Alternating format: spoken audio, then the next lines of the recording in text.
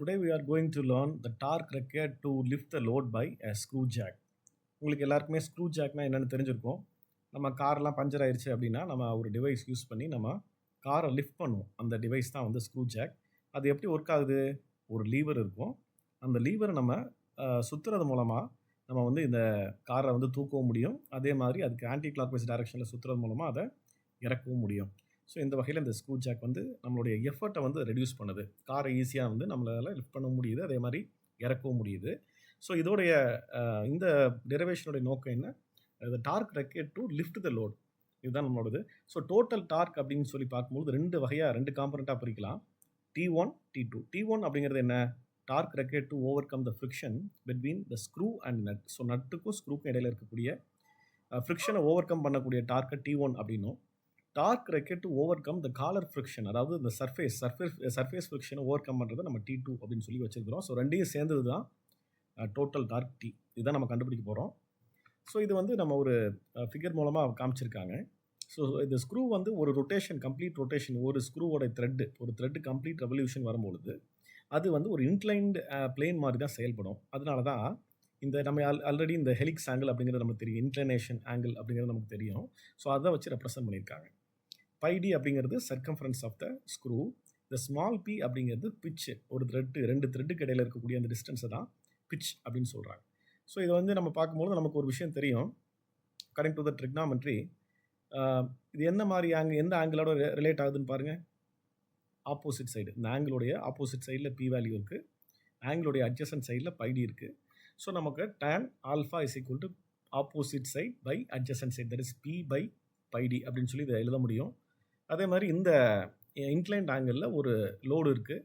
அந்த லோடு வந்து under equilibrium கண்டிஷனில் இருக்குது. ஏன் அப்படி சொல்கிறோம் அப்படின்னா, இந்த லோடு வந்து ஒரு செட்டன் ஆங்கிளுக்கு அப்புறம் என்ன ஆகும்? கீழே வழுக்கிட்டு வரும். ஸோ அப்படி வழுக்கிட்டு வராமல் இருக்கிறதுக்காக நம்ம என்ன பண்ணுறோம்? ஒரு எஃபர்ட்டை கொடுத்து அப்ளை பண்ணுறோம். மேல் நோக்கி ஒரு எஃபர்ட் கொடுத்து அப்ளை பண்ணுறோம். அதுதான் வந்து P. அந்த Pக்கு ஆப்போசிட் சைடில் ஒரு ஃப்ரிக்ஷனல் ஃபோர்ஸ் ஆக்ட் ஆகிட்டு இருக்கும். அந்த ஃப்ரிக்ஷனல் ஃபோர்ஸ் தான் F. இந்த லோடுக்குன்னு சொல்லிட்டு ஒரு வெயிட் இருக்கும். அந்த வெயிட் கீழ் நோக்கி ஆட் ஆகிட்டு இருக்கும். அதனால தான் அது W அப்படின்னு சொல்கிறோம். இந்த லோடுக்கான ஒரு நார்மல் ரியாக்டிவ் ஃபோர்ஸ் ஒன்று மேல் நோக்கி ஆக்ட் ஆகிட்டு இருக்கும். அது Rn. ஸோ இதெல்லாம் தான் வேறு forces acting on this load. இப்போ இந்த ஃபோர்ஸை வந்து ரெண்டு வகையில் வந்து நம்ம வந்து ரிசால்வ் பண்ணலாம். இப்போது இந்த இன்க்ளைன்டு பிளேனில் மேல் நோக்கி ஒரு எஃபர்ட் அப்ளை பண்ணுறோம் இல்லையா, அந்த ஃபோர்ஸை நம்ம வந்து ஹரிசாண்டல் காம்பனண்ட்டாகவும் வெர்டிக்கல் காம்பனண்ட்டாகவும் ரிசால்வ் பண்ணலாம். அப்படி ரிசால்வ் பண்ணும்போது ஹரிசாண்டல் காம்பனண்ட்டாக P காஸ் ஆல்ஃபா அப்படின்னும், வெர்டிக்கல் காம்பனண்ட்டை P சைன் ஆல்ஃபா அப்படின்னு சொல்லி ரிசால்வ் பண்ணலாம். அதே மாதிரி W, கீழ் நோக்கி ஆக்ட் ஆகிட்டு இருக்கக்கூடிய அந்த டபிள்யூங்கிற லோடை ரெண்டு வகையில் ரிசால்வ் பண்ணலாம். வெர்டிக்கல் காம்பனண்ட்டை W காஸ் ஆல்ஃபா அப்படிங்கிறதும், ஹரிசாண்டல் காம்பனண்ட்டை W சைன் ஆல்ஃபா அப்படிங்கிறத நம்ம ரிசால்வ் பண்ணலாம்.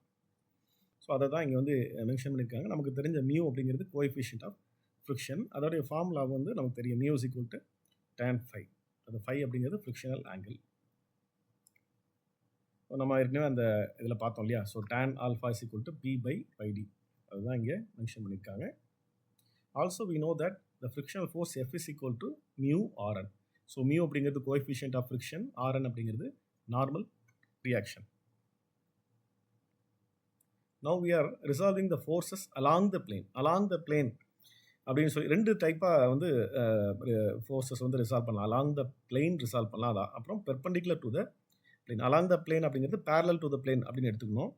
So parallel to the inclined plane அப்படின்னு சொல்லி போகும்போது என்னென்ன ஃபோர்ஸஸ்லாம் இருக்குது இங்கே பாருங்கள். P காஸ் ஆல்ஃபா இருக்குது, அப்புறம் இந்த சைடு வந்து W சைன் ஆல்ஃபா இருக்குது, அப்புறம் F இருக்குது. ஸோ இது மூணுமே வந்து பார்த்திங்கன்னா parallel to the inclined plane இருக்குது. ஆனால் டேரக்ஷன் வேறு டேரக்ஷனில் இருக்குது. இந்த P காஸ் ஆல்ஃபா அப்படிங்கிறது ரைட் ஹேண்ட் சைடு பார்த்துருக்கு, எஃப்பும் W சைன் ஆல்ஃபாவும் லெஃப்ட் ஹேண்ட் சைடில் பார்த்துருக்கு. ஸோ இதை தான் நம்ம வந்து ஈக்குவேட் பண்ணி எழுதணும், ஈக்குவலிபிரியம் கண்டிஷனில் எழுதணும். P cos alpha is equal to F plus W sine alpha, அதை இங்கே எழுதியிருக்காங்க. சரிங்களா. ஸோ எஃப்க்கு பதிலாக மியூ Rn இப்போ தான் நம்ம பார்த்தோம் இல்லையா, F is equal to mu Rn. So அதை சப்ஸ்டியூட் பண்ணியிருக்காங்க. இப்போ நம்ம வந்து ஃபோர்ஸஸை perpendicular to the plane resolve பண்ண போகிறோம். பெர்பெண்டிகுலர் டு த பிளேன் என்னென்ன ஃபோர்ஸஸாக இருக்குது? மேலே வந்து பார்த்தீங்கன்னா Rn அப்படின்னு சொல்லிட்டு ஒரு ஃபோர்ஸ் ஆக்ட் ஆகிட்டு இருக்குது.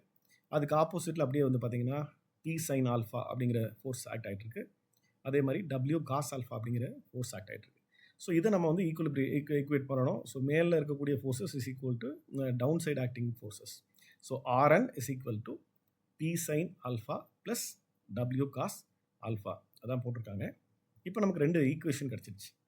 இப்போ இந்த Rn அப்படிங்கிற அந்த வேல்யூ எடுத்துகிட்டு போய் நம்ம ஈக்குவேஷன் 1ல் சப்ஸ்டியூட் பண்ணுறோம். ஸோ அப்போ ஈக்குவேஷன் எப்படி மாறுது? First equation P cos alpha is equal to W sin alpha plus mu of P sin alpha plus W cos alpha எப்படி மாறுது? ஸோ அது அப்புறம் மியூ வச்சு உள்ளே மல்டிப்ளை பண்ணிடுறாங்க. மல்டிப்ளை பண்ணி அதை ரீஅரேஞ்ச் பண்ணுறாங்க. ரீஅரேஞ்ச் பண்ணி எப்படி ரீஅரேஞ்ச் பண்ணுறாங்க அப்படின்னா P காம்பனண்ட் ஒரு பக்கமாகவும் W காம்பனண்ட் ஒரு பக்கமாகவும் கொண்டு வராங்க. ஸோ P அப்படிங்கிறது எஃபர்ட், Wங்கிறது லோடு.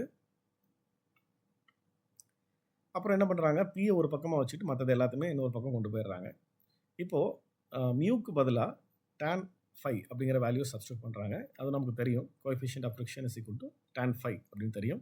ஸோ அதை சப்ஸ்டியூட் பண்ணும்போது நமக்கு வந்து அதுக்கப்புறம் அடுத்த இதில் வந்து பார்த்திங்கன்னா multiply the numerator and denominator by cos phi ஒரு மேத்தமெட்டிக்கல் அட்வான்டேஜுக்காக இந்த மாதிரி பண்ணுறாங்க. ஸோ அப்போ வந்து நமக்கு ஃபார்முலா மாறுது. சைன் ஆல்ஃபா இது எப்படி இருக்குது? Sine A cos B plus sine A cos A sine B அந்த மாதிரி இருக்குது. ஸோ அதை வந்து நம்ம எப்படி எழுதலாம்? Sine of A plus B அப்படிங்கிற அந்த ஃபார்மெட்டில் எழுதலாம். அதே மாதிரி இதுவும் பாருங்கள், cos A cos B minus sine A sine B இது வந்து எப்படி எழுதலாம்? Cos of A plus B அப்படின்னு எழுதலாம். ஸோ அந்த ஃபார்மெட்டில் தான் இருக்குது. ஸோ இது வந்து நமக்கு சைன் பை காஸ் அப்படின்னா நம்ம என்ன எழுதலாம்? டேன் அப்படின்னு எழுதலாம். அதுதான் மாறி இருக்குது. So P is equal to W tan of alpha plus phi அப்படின்னு சொல்லி மாறி இருக்குது. So P is equal to W tan of alpha plus phi இதுதான் வந்து effort required to lift the load. இதுலேயே வந்து பார்த்தீங்கன்னா டார்க் நமக்கு வந்து தேவைப்படும். நம்ம அதுதான் கண்டுபிடிக்கணும். ஸோ ஃபஸ்ட்டு காம்பனண்ட் தான் இன்னும் கண்டுபிடிச்சிருக்கணும். டார்க் T1 தான் நம்ம கண்டுபிடிக்கணும். So torque T1 is equal to effort into mean radius. ரேடியஸுங்கிறது என்னது? டயமீட்டரில் பாதி. ஸோ அதனால தான் D/2 அப்படின்னு போட்டிருக்கோம். ஸோ இதை அப்படியே எடுத்துகிட்டு போய் இங்கே சப்ஸ்டியூட் பண்ணுறோம். So T1 is equal to capital P that is effort into D/2. இந்த Pக்கு பதிலாக இந்த வேல்யூ அப்படியே சப்ஸ்டியூட் பண்ணிடலாமா? So W tan of alpha plus phi D/2. So இதுதான் என்னதுங்க? T1 torque required to overcome friction between the screw and nut. So இப்போ என்ன பண்ணணும்? Torque required to overcome the collar friction கண்டுபிடிக்கணும். That is T2. இதை 2 வகையில் கண்டுபிடிக்கலாம். இங்கே உங்களுக்கு இந்த மாதிரி 2 வகையில் என்ன இருக்குது அப்படின்னு சொல்லி பார்த்தீங்கன்னா ப்ரெஷர் தியரி இருக்குது, வியர் தியரி இருக்குது. Uniform pressure theory, uniform wear theory. So இதோட ஃபார்முலா நான் வந்து லிஸ்ட் அவுட் பண்ணல. யூனிஃபார்ம் வியர் தியரியோட ஃபார்முலா மட்டும் தான் போட்டிருக்கேன். So T2 is equal to mu1 W of R1 plus R2 divided by 2. இந்த R1 plus R2 divided by 2 வந்து நம்ம R that is mean radius அப்படிங்கிற காம்பனண்ட்டில் எழுதலாம். So T2 is equal to mu1 WR அவ்வளோதான். இதான் வந்து torque required to overcome the collar friction. So now we have to add the T1 and the T2. ரெண்டையும் add பண்ணோம் அப்படின்னா P into D/2 plus mu1 WR. So இதுதான் வந்து பார்த்தீங்கன்னா torque required to lift the load overcoming the friction. ஏதாவது டவுட்ஸ்னால் கீழே கமெண்ட்டில் போடுங்க, நம்ம வந்து கிளாரிஃபை பண்ணலாம். தேங்க்யூ.